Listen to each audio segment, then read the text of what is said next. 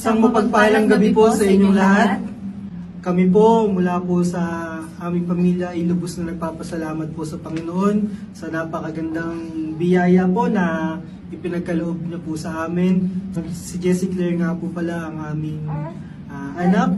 Siya po ay bunga ng isang panalangin po talaga mula po sa aming Panginoon, sa ating Panginoon. Siya po ay napakagandang regalo po ng Panginoon sa aming buhay mag-asawa. 1 year pa lamang po kaming kasal. Kinasal po kami noong July 18, 2021. At si Jessie Claire po ay pinanganak noong April 25, 2022. So halos isang taon bago po ipinanganak sinilang si Jessie Claire ay hindi po talaga madali yung parang sitwasyon pinagdaanan namin dahil marami po nagsasabi na dahil po sa edad ni Clarice at sa body figure po niya, marami pong nagsasabi na mahihirapan po siyang manganak, mahihirapan po siyang magbuntis, mahihirapan po siyang magkaanak. Pero pinatotohanan po ng Panginoon na ang kanyang salita, kailanman ang kanyang mga pangako, kailanman hindi po mabibigo, hindi mapapako, lalo na kung tayo po ay totohanang nagtiwala, totohanang nanampalataya. Si Jessie po kasi ay bunga po ng panalangin. So, hindi ko lang po matandaan, pero bandang August 2021, kakatapos lamang po namin ikasal. Kondo po ako that time.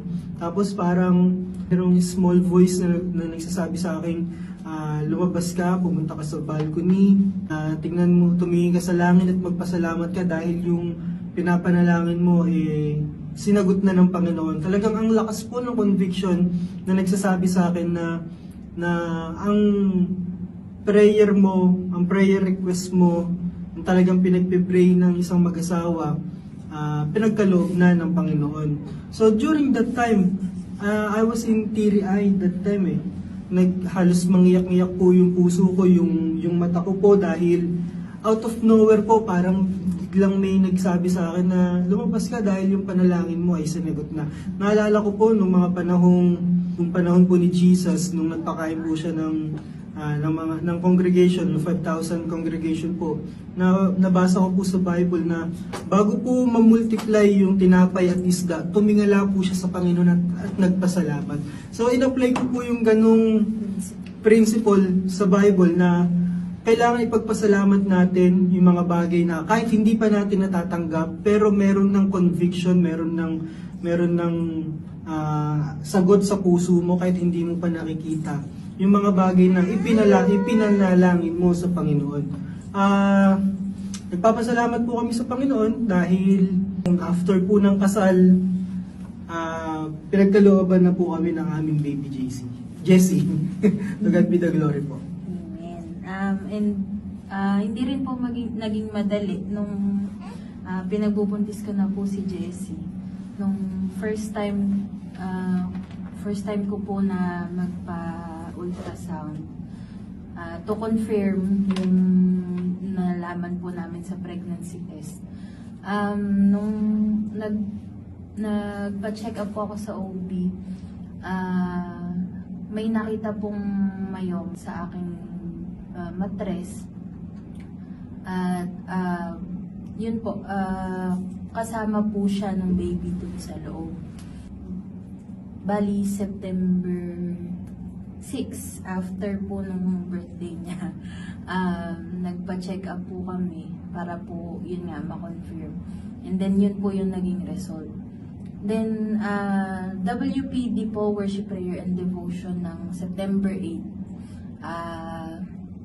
Nag-pray po si Pastor na randomly, bigla po siyang nag-pray na sa mga babaeng may myoma. Yes, even that spirit of myoma, I bind you by the blood of Jesus. I rebuke you. I command you to leave her body right now in Jesus' name. Yes, ano mga abnormalities sa katawan ng mga anak ng Diyos or ito, we bind you by the blood of Jesus. Yes, bukol sa katawan, we bind you by the blood of Jesus. We rebuke you. We command you to come out in Jesus. And Lord, we decree healing. We decree miracles. Hallelujah. Rabakashande rabasika rababayahande. Oh, rababakaya shanda rababasika rababayahande.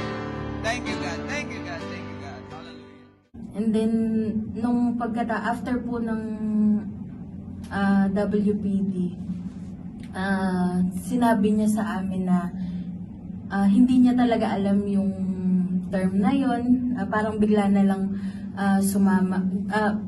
lang sumagi sa isip niya na ipag-pray yung ganong klaseng bukol. And then, habang pinagpe-pray po yun ni Pastor that time, talagang umiiyak po ako. Habang hawak ko po yung tiyan ko, talagang umiiyak po ako kasi sabi po nung doktor, delikado daw po. Pero talagang naging tapat po ang Panginoon. Yung delikado po na yun ay hindi hinayaan ng Panginoon na mangyari. At ito po yung sagot sa panalangin namin, isang healthy, isang masayahin na baby girl. At alam po namin na ito po ay talagang biyaya ng Panginoon sa aming mag-asawa. At hindi lamang po sa amin, alam ko po na marami rin pong mga tao ang napagpapala sa tuwing nakikita po nila si Baby Jessie. At yun po, ang sobrang pagpapasalamat po namin sa Panginoon through WPD po. Ito po ay isang malaking blessing po sa amin. Blessed second anniversary worship, prayer, and devotion.